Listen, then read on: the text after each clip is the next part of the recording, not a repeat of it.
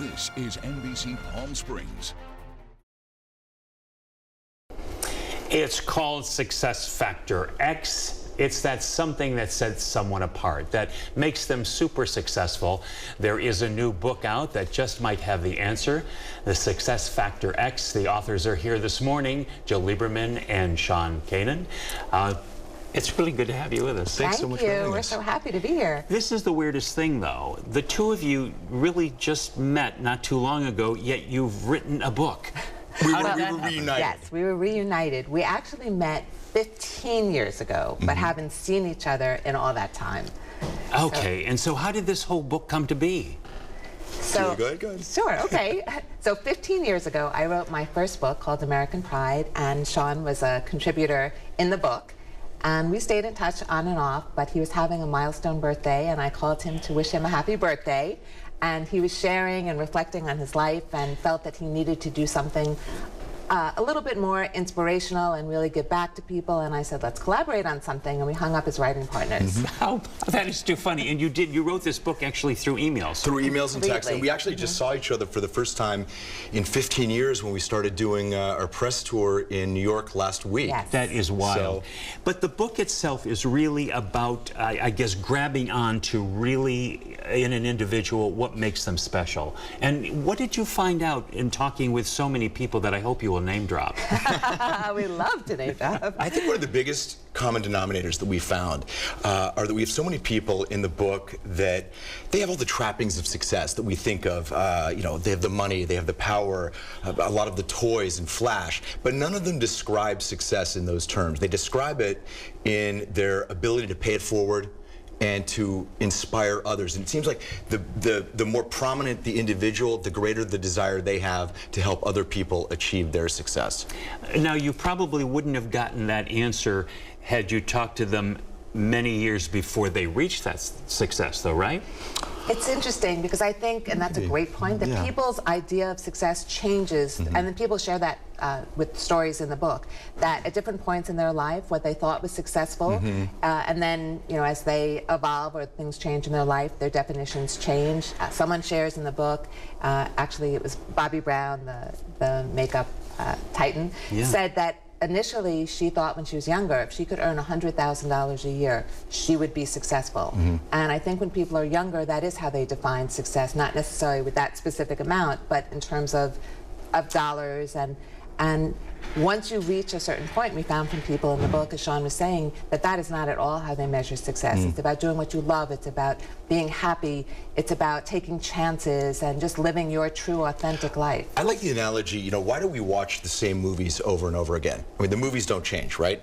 But the eyes with which we watch the movies change because qualitatively our lives change. Different experiences. And I think, you know, to put a finer point on what Jill just said, the way that people perceive success in their lives changes as they evolve. I know it has for myself. Yeah, and so it's just so interesting, though, that these people who are so successful, and we know a lot of their names, you don't have to equate success with being known, right? Absolutely. That's such a good point.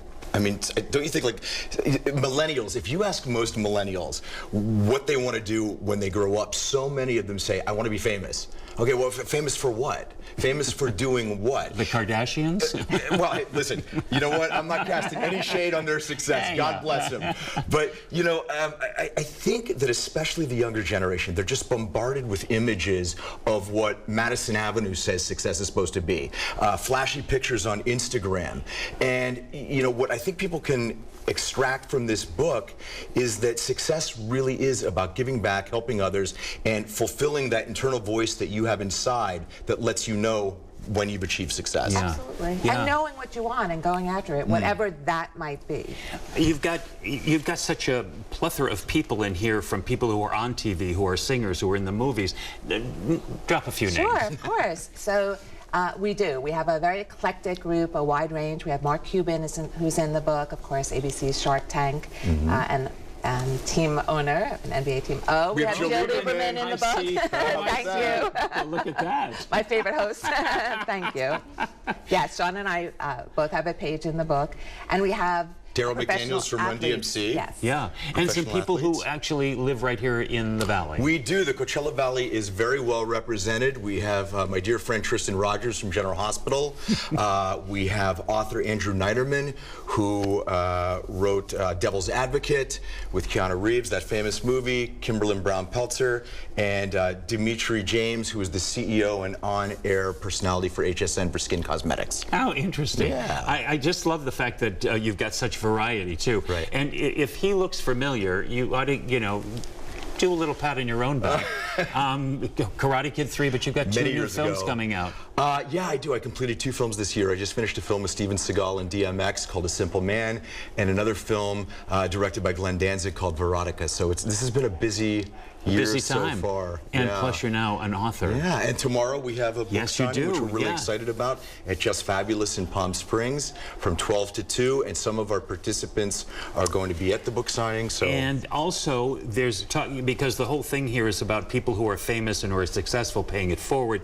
Part of the proceeds from the book, you've got a charity. Right. They're going to go to the American Red Cross, a portion of the proceeds, the preeminent disaster relief organization. And, you know, just watching the news, talking about everything that's going on back east, they are so integral in assisting those people that we're really happy to be doing our little part. So will there be a volume 2?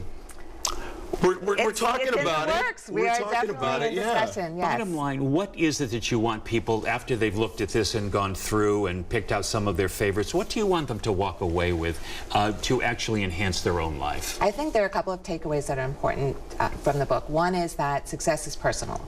So what's successful to me and in my life, do not measure that towards, you know, someone else's success. It's very personal and independent, and that's fine, and that's important. The other thing is that when you see people and you recognize their names, you think possibly that they were just born that way or they're very lucky. But when you read the book, you understand it's not really luck. It's hard work, it's focus, it's determination, it's commitment, it's sacrifices. And also that a lot of them have experienced failure. One of the participants in the book who is not a famous person was my martial arts instructor, Fumio Demura, who is also Pat Morita's stunt double in all the Karate Kid films. And he said, you know, get knocked down 7 times, get up 8. And, you know, I think people will be surprised to learn that a lot of these people have had adversity and they've overcome it to achieve their success. Right. So don't live your success through somebody else's. Absolutely. All right. And tomorrow, Just Fabulous, 12 o'clock noon, Saturday. All right. All right, we'll take a break. Thank you for being here. Thank you so much for having us. And I love the New York attitude. We'll take a break. We'll be right back. Holiday weekend. Have a wonderful Memorial Day weekend. Remember what it's all about. And have a great day.